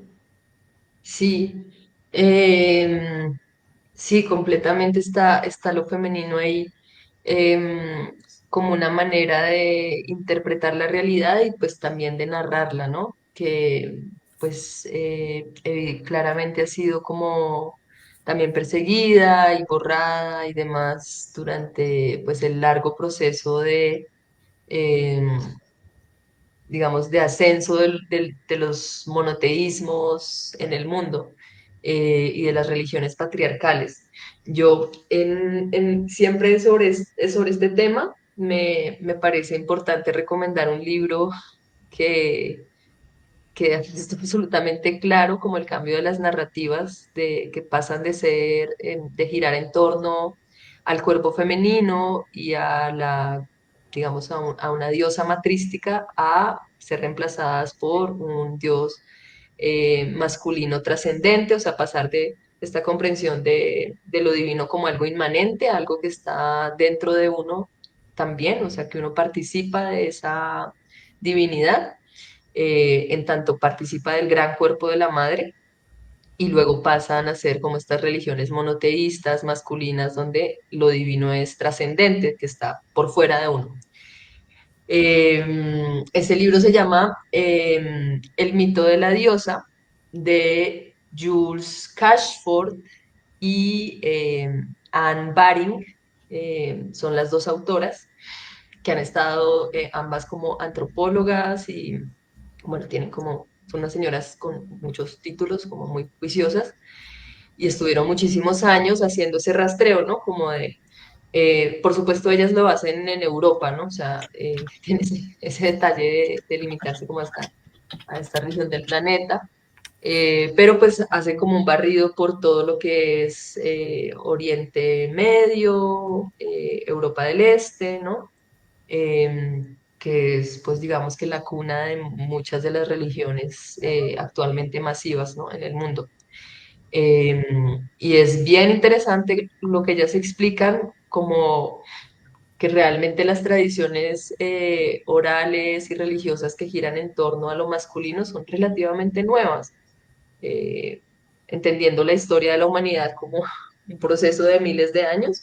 Es bien reciente, digamos, en la historia de la humanidad eso, y coincide además pues como con las invasiones arias y semíticas a Oriente Medio, que eran, digamos, ya pueblos que tenían como esta idea de lo patriarcal, pueblos muy guerreros, pueblos que venían de zonas donde los recursos eran escasos y la fuerza masculina era más importante que, digamos, lo que otros tipos de saberes, o empezó a ser dominante, la guerra en sí misma. Em, ajá, eso, muchas gracias, Clarice. Ese es el título. Es un gran libro porque entonces ellas empiezan a barrer desde el neolítico, ¿no? O sea, cogen todas estas, lo que se llaman las Venus neolíticas, que pues, no son Venus, sino que pues, o sea, es decir, no había la noción ni siquiera de Dios en ese momento. O sea, como es muy raro para nosotros entenderlo de una manera diferente. Y por supuesto, entonces asumimos que son como deidades o objetos de adoración, y en verdad es que el hecho de tener religiones inmanentes, o sea, donde lo divino es inmanente, no da lugar necesariamente como o sea, hay una relación con estos objetos más desde su cualidad luminosa, se llama eso, o sea, como son númenes, es decir, objetos donde se imbuyen de fluidos o de, bueno, como de algún tipo de emoción en particular, ¿no? Y tienen una cualidad sagrada, pero es una cualidad sagrada personal. No sé cómo decirlo, como hay una relación emocional inmediata con el objeto, no es que la estén adorando en ese sentido de que nosotros podemos entender la adoración a figuras dentro de ciertas religiones hoy en día. Eh, y es, o sea, les recomiendo completa, porque ellas van arquetipo por arquetipo, Dios, entonces luego empiezan a entrar en la edad del bronce, cuando aparece, pues, cuando la figura de la diosa empieza a cambiar y se transforma en Inanna, en Ishtar, ¿no? Como estas diosas sumerias, babilónicas, que empiezan a tener un carácter más guerrero, bueno, como que empiezan ahí a cambiar y luego ya como más francamente se pasa a lo patriarcal, cuando de hecho son reemplazadas, digamos, tanto en Europa del Este como en el Mediterráneo, el culto a a la gran diosa por cultos a, pues, dioses patriarcales que dominan como el panteón. Y es muy interesante cómo ellas muestran, por ejemplo, que esos mitos hablan de esa misma transición, o sea, todas estas historias en las que Zeus, por ejemplo, o Júpiter, desde donde se lo vea, si es romano o griego, viola constantemente a otras diosas, a mujeres, todo esto. En realidad es lo que queda de la narración sobre la imposición de la religión patriarcal sobre cultos a diosas locales. Eh, o sea, la violación como un acto pues, es metafórico y físico y de, de sumir en el olvido esos otros cultos. Y en estas religiones antiguas es impresionante cómo giran en torno al cuerpo femenino, porque, es decir, o sea, pensemos que estas personas pues estaban en una constante observación de eso, de lo que pasaba. Entonces el hecho de que el ciclo femenino esté regulado o como sincrónico con el ciclo de la luna, que la luna fuera fundamental para la agricultura, eh, hace que hay un montón de arquetipos antiguos que han mutado y se han vuelto patriarcales, pero que originalmente eran absolutamente femeninos. Por ejemplo, el toro, que tendemos a asumirlo como una figura, ¿no? Del poder masculino, de cierta tenacidad, como esta cosa del embestir. Originalmente era un ser, un animal completamente vinculado a la diosa, ¿no? Por un lado, por los cuernos, que evocan una luna menguante, eh, y bueno, como por otras cosas que en este momento se me olvidan, pero incluso los testículos del toro eran asociados a la diosa, no a una figura masculina. Entonces, yo creo que eso sucedió como a nivel planetario en diferentes momentos. Sí, cuando se pasa como a estas religiones en las que lo más lógico era que la vida viniera de un ser femenino, o en el mejor de los casos de un ser andrógino, pero no, o sea, si la observación lo llevaba a uno a ver que era que se gestaba en los cuerpos femeninos la vida, pues por supuesto que el origen de toda la vida tenía que ser el vientre de una diosa, ¿no?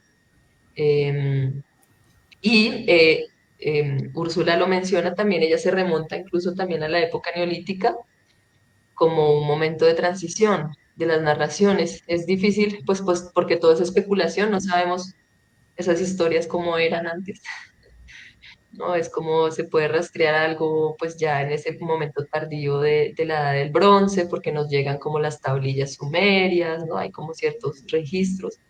Eh, pero es que es muy tenaz, es que es difícil, o sea, a mí siempre me parece que es incluso difícil imaginarlo porque estamos muy imbuidas en este otro tipo de narración.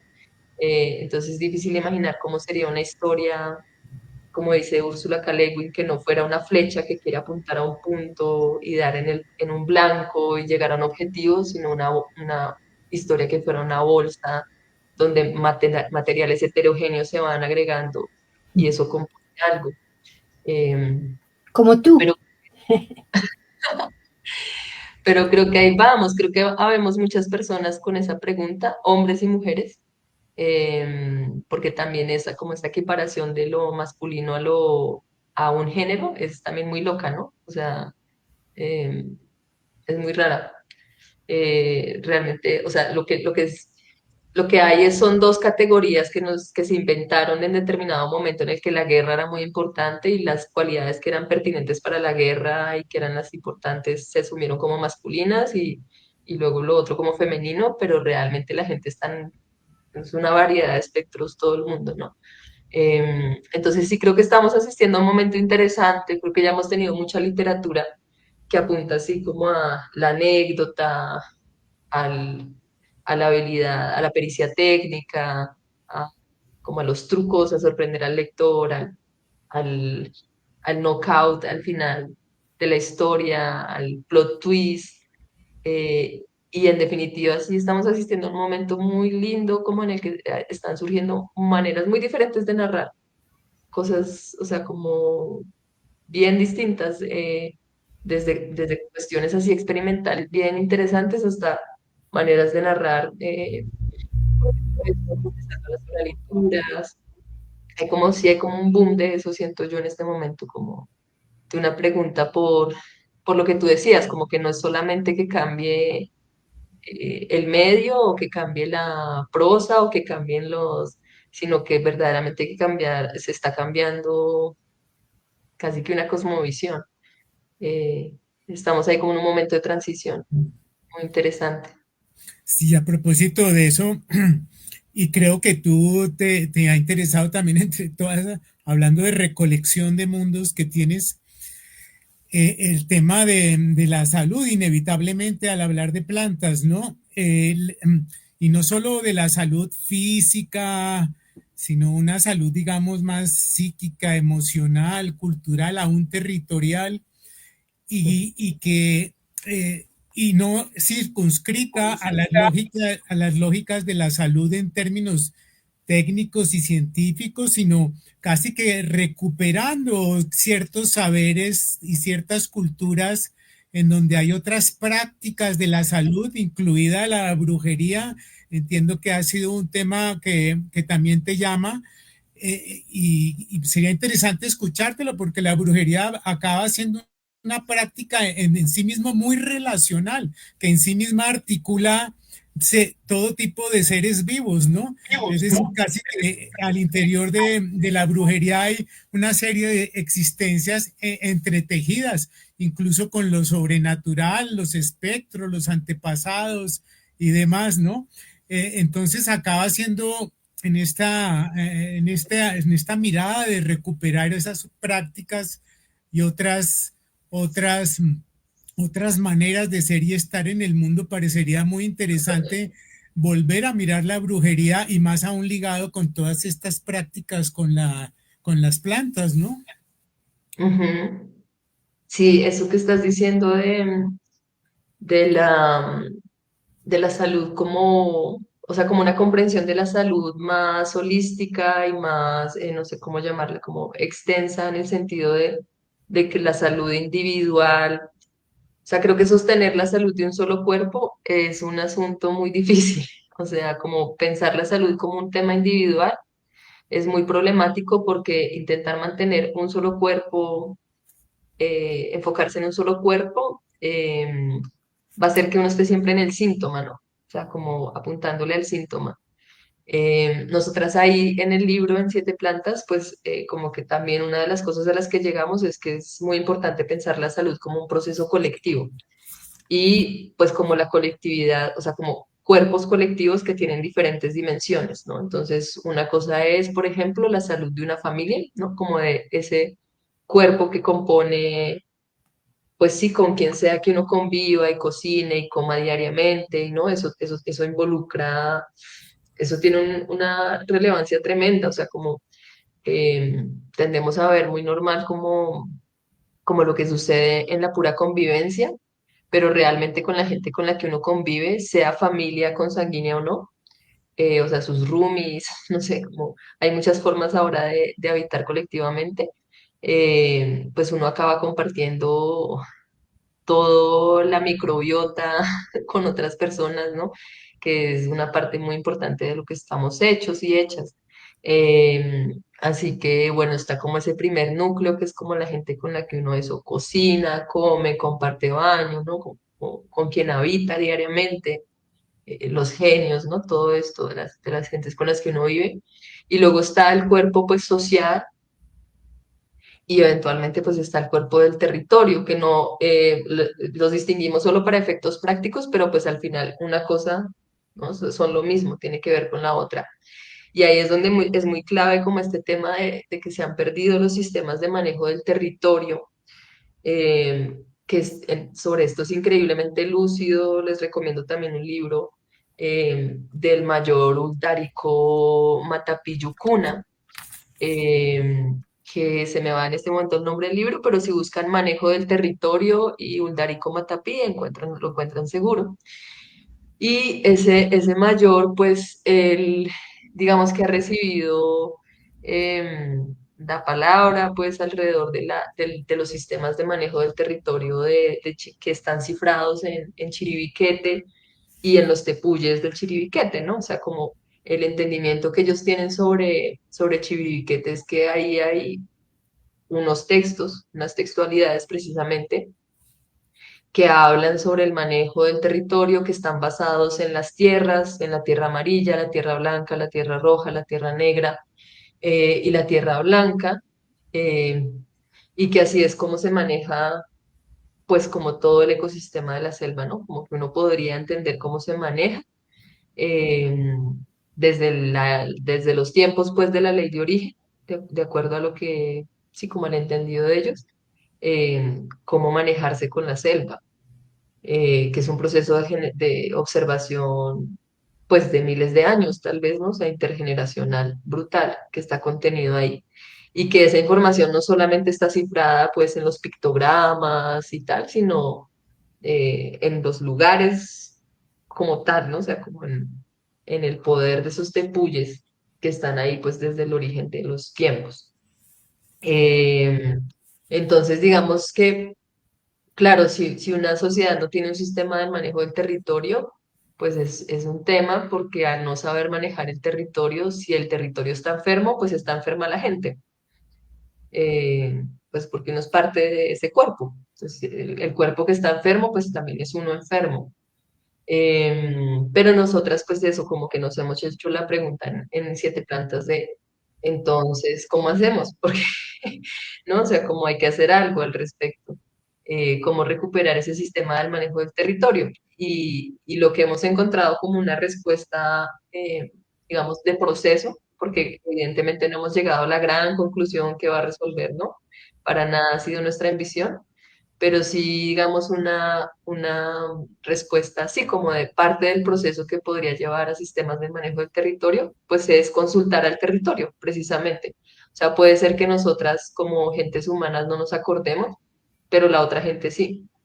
O sea, sí, las plantas sí se acuerdan, sí el río sí se acuerda, sí, esas gentes sí tienen esa memoria hacia atrás, e incluso nuestros cuerpos también, aunque no conscientemente, ¿no? O sea, aunque no conscientemente hayamos recibido un sistema de manejo del territorio, tenemos una manera de relacionarnos, ¿no? O sea, tenemos unos venenos, tenemos unas hambres, tenemos unas heridas, que son las tres cosas que estudiamos ahí en el libro.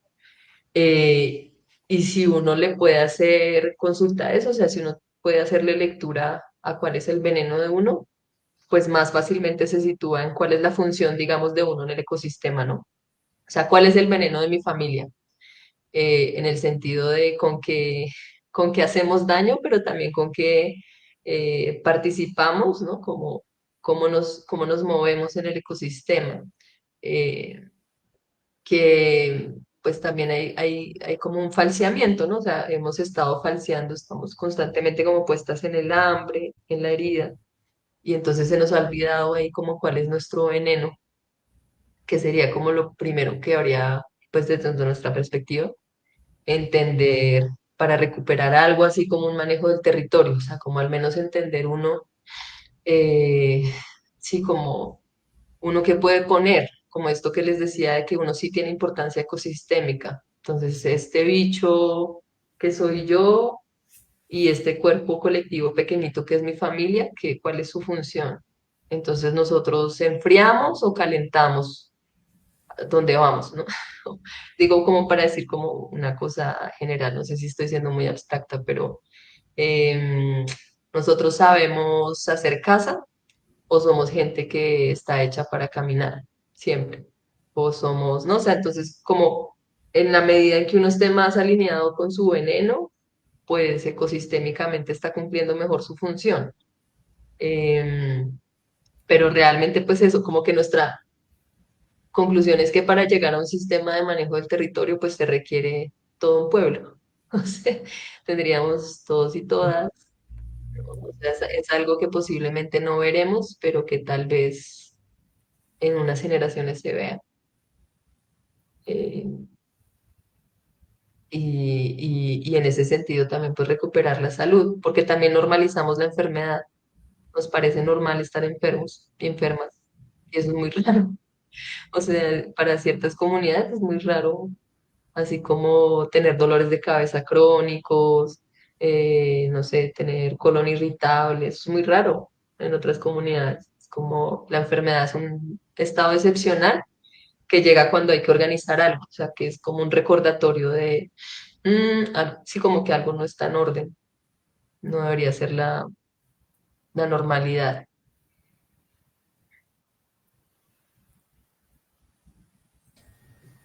Bueno, no, pues estamos, eh, yo creo que ya llegando a, a como a una bolita de esas, una espora de la que tú hiciste, eh, María Sol. Sí, acá estaba prendiendo mi micrófono, he estado escuchando muchísimo, Diana. Muy interesante todo lo que cuentas y pues ya lanzarnos a leernos todos tus libros, porque hablan, pues te queríamos preguntar, es que estamos en estas conversaciones en el marco de un concurso, como lo dijo Clarisa en un comienzo. Entonces, pues quisiéramos preguntarte, ¿tú qué consejo le darías a los niños, niñas, adolescentes, docentes que quieran cultivar una huerta biopoética en esa dimensión que estamos hablando de lo biopoético? ¿Tú qué les aconsejarías? Ujú. Me parece, cuando me hicieron la invitación y vi lo de la descripción de la huerta biopoética, pues como de que estaba vinculada al concurso, me pareció hermoso el concepto, o sea, como muy lindo. No, yo personalmente no lo había escuchado antes eh, y me parece, me hace así fantasear.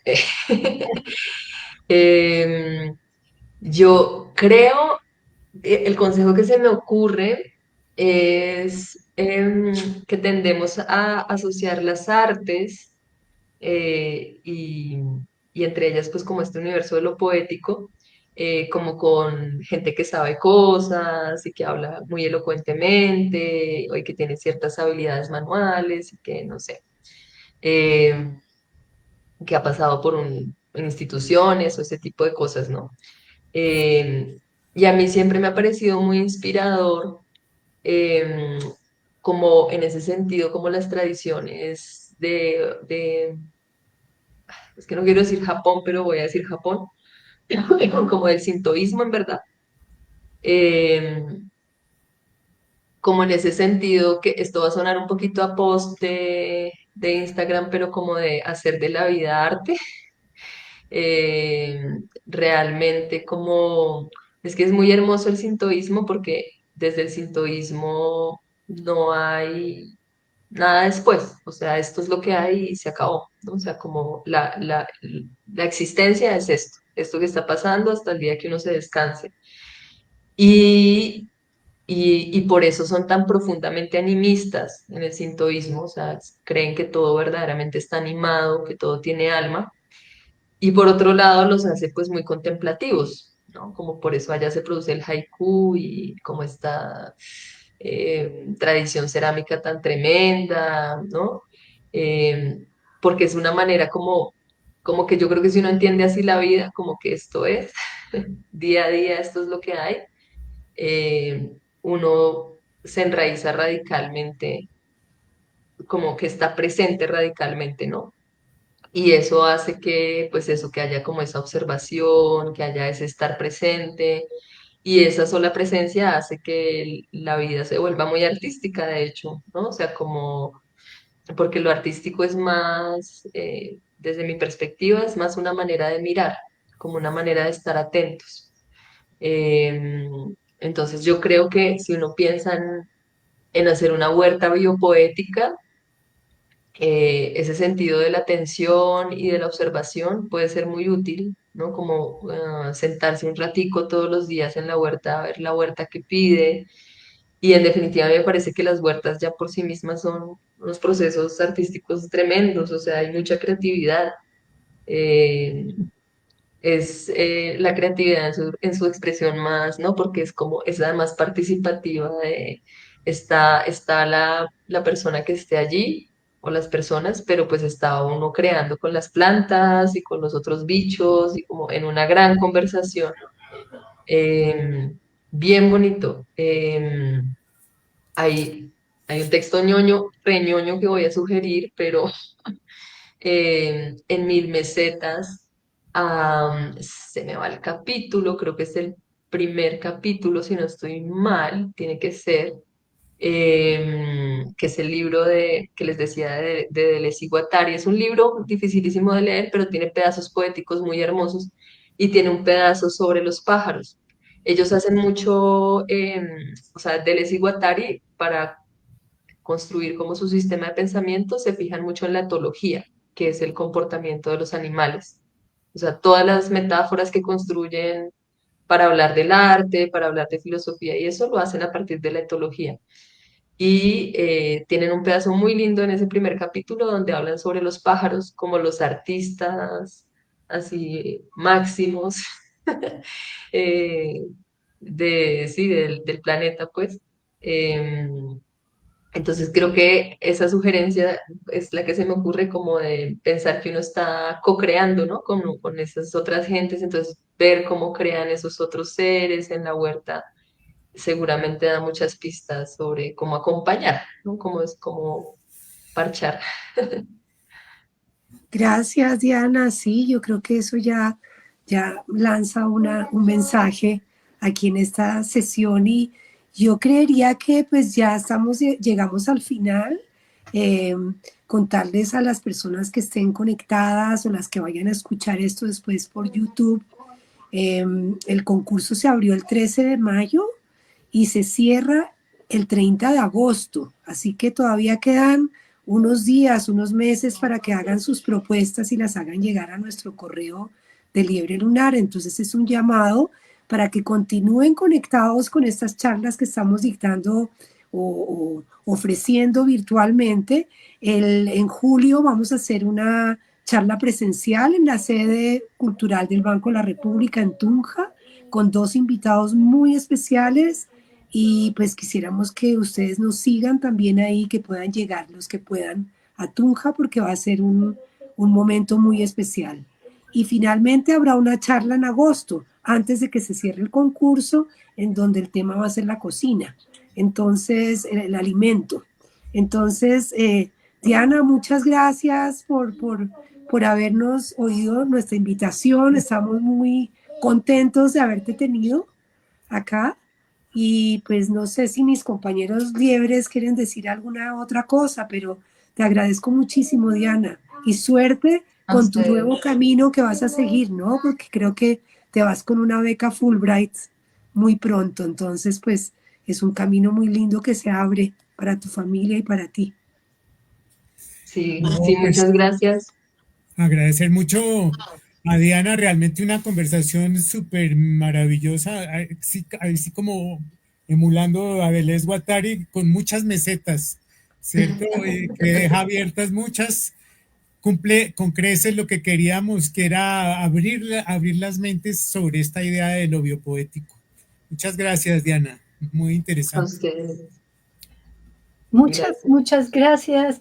Qué bueno poder tener todas esas convergencias, encontrarte, encontrar tus libros que están, pues, vamos a volverlos a poner, están en las gacetillas, en la página web donde pueden encontrar una bibliografía y pues este encuentro de huerteros de Boyacá espera tenerte algún día y por lo pronto un gran feliz viaje, un abrazo muy grande y muchas gracias por esta conversa tan sabrosa. Muy, muy Muchas gracias a ustedes tres. Creo que ha sido de las charlas más lindas. Es que todo el concepto de huerta biopoética de verdad me parece alucinante. Eh, y qué lindo las propuestas que habrán de llegarles, me imagino que deben ser hermosas. sí. Entonces, bueno, felicitaciones por este proyecto tan lindo. Bueno, entonces Mm. esperamos encontrarte en Bogotá, saludarte Ok.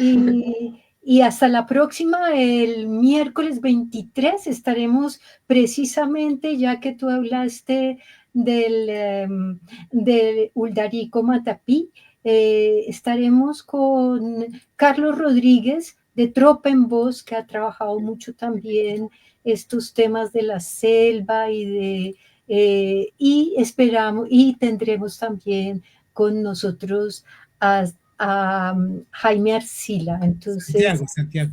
Eso, perdón, Santiago Arcila, el miércoles 23 a las 10 de la mañana en el Centro Cultural de Tunja. Y esperamos que esta charla la escuche mucha gente en nuestro canal de YouTube para seguir biopoeticando. Hasta luego.